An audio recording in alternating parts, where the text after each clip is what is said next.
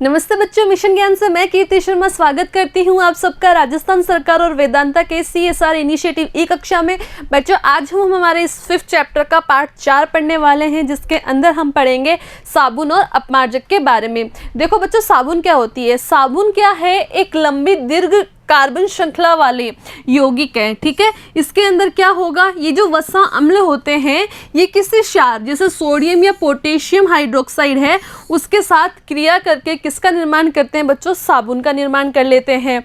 अब ये वसा अम्ल कौन कौन से है? जैसे स्टेरिक एसिड है, फॉर्मेटिक एसिड है, ओलिक एसिड है, ये सारे के सारे क्या है बच्चों? दीर्घ कार्बन श्रृंखला वाले फैटी एसिड या वसा अम्ल है। अब देखो इधर कि ये जो वसा अम्ल है, ये वसा अम्ल सोडियम हाइड्रोक्साइड या पोटेशियम हाइड्रोक्साइड के साथ गर्म करने पर क्या बनाते हैं? साबुन बनाते हैं।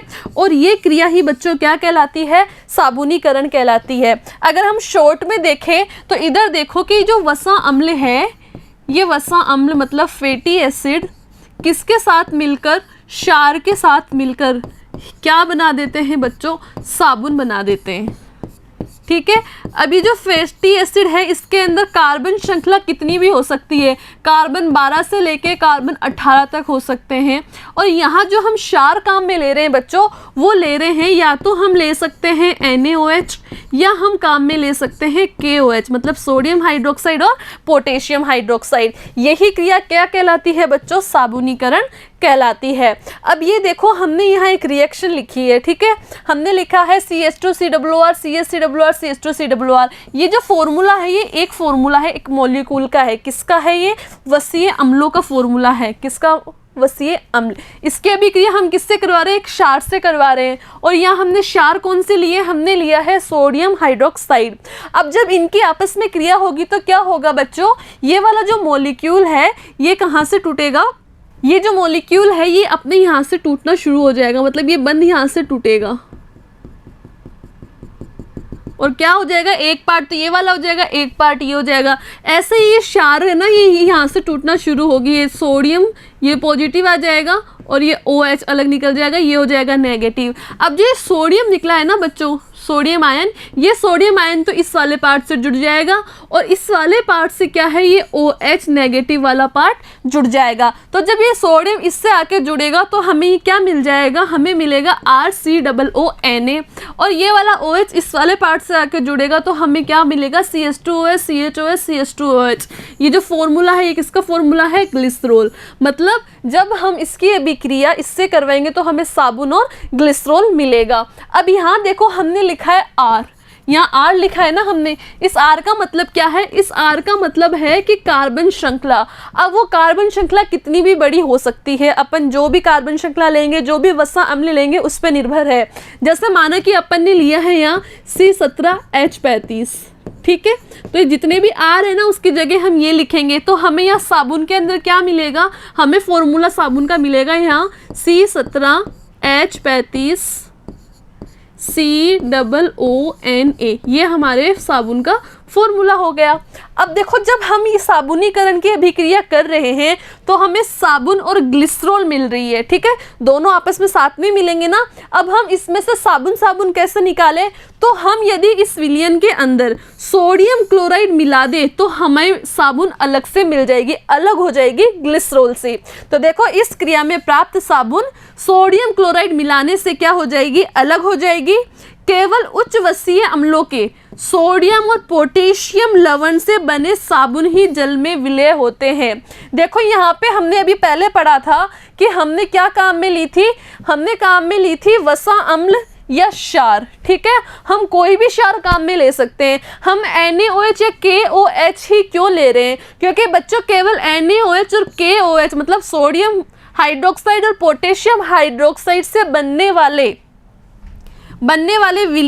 वाले साबुन ही क्या है? जल में विलय हैं।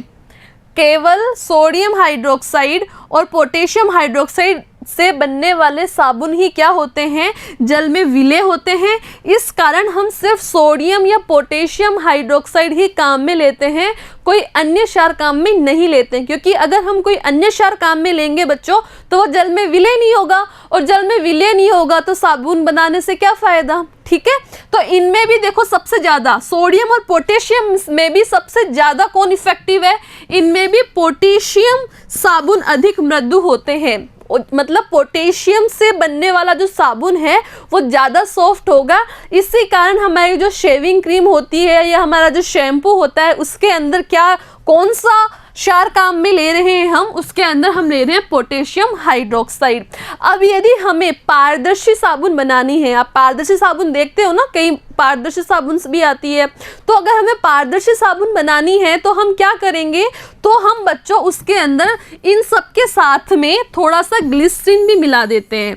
ग्लिसरीन मिलाने से क्या होगा, हमें जो साबुन मिलेगी वो पारदर्शी मिलेगी। ठीक है बच्चों, अब देखो बच्चों, जो साबुन होते हैं ना, साबुन सिर्फ और सिर्फ मीठे जल में काम में आते हैं, कठोर जल के अंदर ये काम में नहीं आ सकते हैं। क्यों? क्योंकि कठोर जल के अंदर बच्चों क्या पाया जाता है, कठोर जल के अंदर मैग्नीशियम आयन या कैल्शियम आयन जैसे आयन पाए जाते हैं। ये आयन क्या करते हैं, ये आयन जो साबुन के अंदर जो सोडियम आयन है ना बच्चों, इस सोडियम आयन को प्रतिस्थापित कर देते हैं। मतलब इसकी जगह इसको हटा के खुद आ जाएंगे, या तो कैल्शियम आयन आ जाएगा या मैग्नीशियम आयन आ जाएगा। ठीक है, तो ये जो लवण बना रहे हैं ना, अब ये लवण जल के अंदर अघुलनशील होते हैं। मतलब ये जल के अंदर बनने वाले लवण अघुलनशील होंगे, और अघुलनशील होंगे तो क्या बच्चों ये कठोर जल के अंदर साबुन काम करेगी? नहीं करेगी ना। ठीक है, अब कौन काम करेगा, तो बच्चों कठोर जल के अंदर काम करते हैं डिटर्जेंट, मतलब कि अपमार्जक। तो आगे हम किसके बारे में पढ़ रहे हैं, अपमार्जकों के बारे में। तो अपमार्जक होते क्या हैं, अपमार्जक देखो बच्चों सोडियम एल्किल सल्फेट या सोडियम एल्किल बेंजीन सल्फोनेट होते हैं। क्लियर है? अब इसके अंदर क्या होगा, इसके अलावा भी कई प्रकार के अपमार्जक होते हैं, लेकिन इसके अंदर देखो जो सोडियम आयन है, इस सोडियम आयन को कैल्शियम आयन या मैग्नीशियम आयन यदि प्रतिस्थापित करता है तो उसको प्रतिस्थापित करने के बाद इनके सल्फोनेट बनते हैं। इनके क्या बनेंगे, सल्फोनेट बनेंगे। अब जो ये सल्फोनेट है ना, ये सल्फोनेट जल के अंदर घुलनशील होते हैं। बात समझ में आई? वहाँ तो क्या बन रहे थे, वहाँ डायरेक्ट आयन बन रहे थे, लेकिन यहाँ उनके सल्फोनेट बन रहे हैं। तो जो ये सल्फोनेट हैं ये जल के अंदर घुलनशील है, इसी कारण ये साबुन की तरह अवक्षेपित नहीं होते, बल्कि बहुत अच्छे से सफाई का कार्य करते हैं। इसी कारण जो अपमार्जक है वो मृदु जल के साथ साथ, किस जल के साथ, कठोर जल के साथ भी अच्छे से काम में आ सकता है या अच्छे से झाग बना सकता है। जबकि जो साबुन है वो मीठे जल में या मृदु जल में ही झाग बनाते हैं, कठोर जल में झाग नहीं बनाते हैं। ये बात क्लियर हो गई। अब इधर देखो कि जो अपमार्जक है, ये अपमार्जक से एक समस्या होती है किसकी, जल प्रदूषण की। वो क्यों होती है कि जो बच्चों साबुन होती है ना, उसका तो जो जीवाणु होते हैं वो अपघटन कर देते हैं, लेकिन ये संश्लेषित है, इस कारण जो जीवाणु होते हैं वो आसानी से इनका अपघटन नहीं कर पाते हैं। इधर देखो ये हमने लिखा है C17H35COONA, ये एक हमारे साबुन का फॉर्मूला है। जब ये आयनित होगा तो ये यहाँ से टूटेगा, यहाँ से टूटेगा तो क्या होगा, जो सोडियम है उस पर तो धनायन ऋणावेश मतलब धनायन आ जाएगा, और जो C17H35COO है इस पर ऋणावेश आ जाएगा। तो ये इस तरीके से आयनों में टूट जाएगा। ठीक है, तो ये जब ये इस आयन में टूटेगा तब क्या होगा, तब ये वाला जो हिस्सा है, हम इसकी बात करें तो ये वाला जो हिस्सा है ना बच्चों, इसके अंदर जो R है, R क्या है, दीर्घ श्रृंखला वाले कार्बनिक यौगिक है। तो ये एक बहुत बड़ी श्रृंखला वाला कार्बनिक यौगिक है। ठीक है, ये हमने उसको इस तरीके से लिख दिया। अब जो COONA है वो किस में टूट गया, COO- और Na+ में, तो हमने लिख दिया ये COO-। अब इधर देखो बच्चों, इधर जो ये वाला भाग है ना, ये है हाइड्रोकार्बन वाला भाग, मतलब इसमें हाइड्रोजन है और कार्बन है, इसलिए इसको हाइड्रोकार्बन बोल रहे हैं। कौन सा, C17H35 लिया है हमने। तो ये है जल विरोधी भाग, मतलब ये जल के साथ नहीं जुड़ेगा, ठीक है। जबकि इसका दूसरा वाला भाग है ना बच्चों, ये है COO-, ठीक है, मतलब इसको कहते हैं हम ध्रुवीय भाग। और ये जो ध्रुवीय भाग है ये होता है बच्चों अपने जल स्नेही। जल स्नेही का मतलब ये जाके जल से जुड़ता है। जब ये जाके जल से जुड़ेगा तब क्या होगा, तब होगा बच्चों मिसेल का निर्माण। क्या होगा, मिसेल का निर्माण। अब बात आती है कि मैम ये मिसेल क्या होते हैं। तो बच्चों जब भी हम साबुन या अपमार्जक के द्वारा किसी भी कपड़े की या किसी भी चीज़ की सफाई करते हैं तो सबसे पहले बच्चों मिसेल बनता है। मिसेल बनने के कारण ही उस कपड़े की या उस गंदगी की सफाई होती है। तो देखो साबुन और अपमार्जक द्वारा मिसेल बनाकर शोधन क्रिया की जाती है। सबसे पहले सोडियम स्टीरेट जैसे साबुन के अणुओं का जल में आयनन होता है। उसके बाद हाइड्रोकार्बन पूछ जो कि जल विरोधी होती है, जबकि जो ध्रुवीय सिरा था वो कैसा था, जल स्नेही होता है, ठीक है। हमने इस तरीके से लिखा था ना। फिर COO, तो ये वाला जो भाग था हाइड्रोकार्बन वाला, ये तो क्या था, जल विरोधी भाग, ठीक है। जबकि जो COO- वाला भाग था बच्चों, ये था जल स्नेही भाग। अब ये जो है ये इस तरीके से व्यवस्थित होते हैं ना बच्चों कि जो हाइड्रोकार्बन वाला भाग है, मतलब ये वाला भाग है ये अंदर की तरफ रहेगा, जबकि ये वाला जो भाग है ये बाहर की तरफ रहेगा, ठीक है। तब अगर मैं ऐसे खूब सारे एक साथ व्यवस्थित करूं तो ये इस तरीके की संरचना बना लेंगे।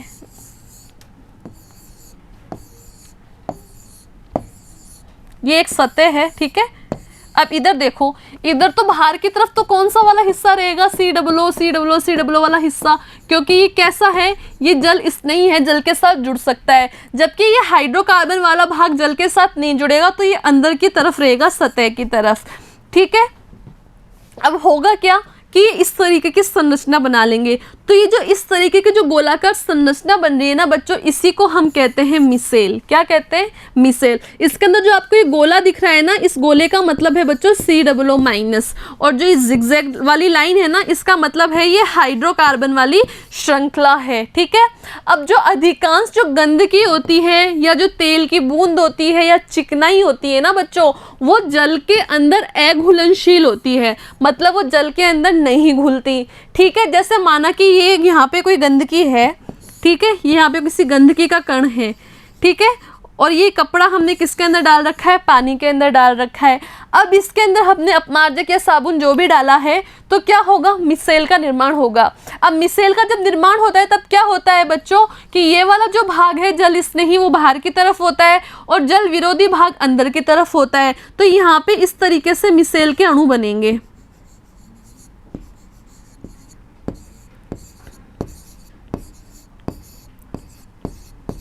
बात समझ में आई क्या।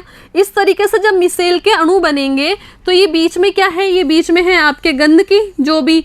अब आपको मालूम है कि ये वाला हिस्सा है वो तो इस पानी के साथ जुड़ सकता है, ठीक है, जबकि ये वाला हिस्सा पानी के साथ नहीं जुड़ सकता। उसी तरीके से चिकनाई भी पानी के साथ नहीं जुड़ सकती, लेकिन ये चिकनाई वाला जो पदार्थ है वो ये हाइड्रोकार्बन के साथ जुड़ सकता है। तो ये दोनों आपस में जुड़ जाएंगे, ठीक है। और जब हम इसको बाद में पानी में से निकालने के बाद या थोड़ा भी रगड़ेंगे हाथ से या वॉशिंग मशीन से, तो क्या होगा, ये वाला हिस्सा जो है ये इस कपड़े से निकल के बाहर आ जाएगा। किस तरीके से, इधर देखो कि ये एक कपड़े पर चिकनाई लगी हुई है, इस चिकनाई पर ये सारे के सारे अणु आके जुड़ रहे हैं, ठीक है।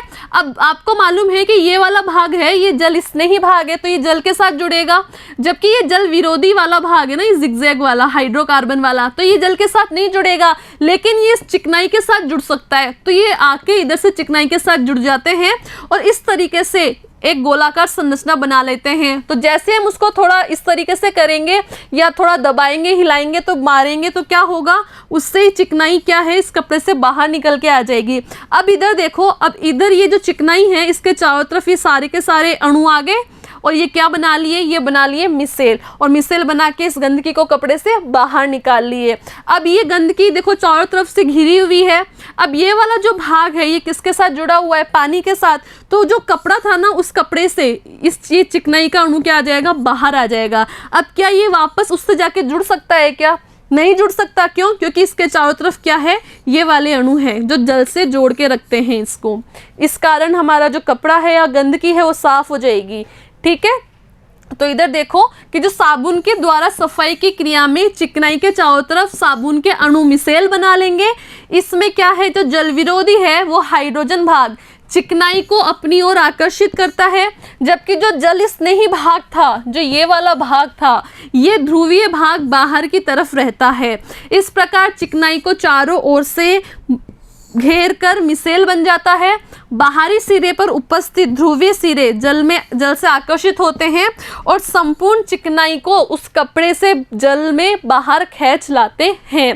ठीक है, सभी मिसेल ऋणावेशित होते हैं, क्योंकि यहाँ पे क्या भाग था, COO माइनस था ना, तो माइनस का मतलब क्या है, ऋणावेशित। इसका मतलब जितने भी मिसेल बन रहे हैं उसके चारों तरफ कौन सा आवेश आ रहा है, बाहर से माइनस आ रहा है ना, इसीलिए जो मिसेल है वो कैसे होते हैं बच्चों, ऋणावेशित होते हैं, अतः अवक्षेपित नहीं होते।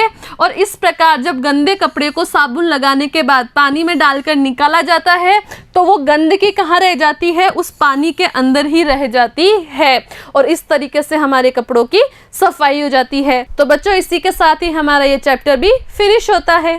Thank you.